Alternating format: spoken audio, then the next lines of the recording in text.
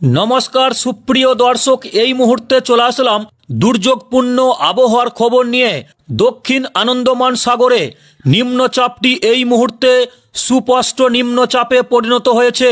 এই ভয়ঙ্কর শক্তিশালী নিম্নচাপটি পরবর্তী সময়ে আরও শক্তি বাড়িয়ে ঘূর্ণিঝড়ে রূপান্তরিত হবে এবং এই ঘূর্ণিঝড়ের নাম রাখা হয়েছে সেনিয়ার।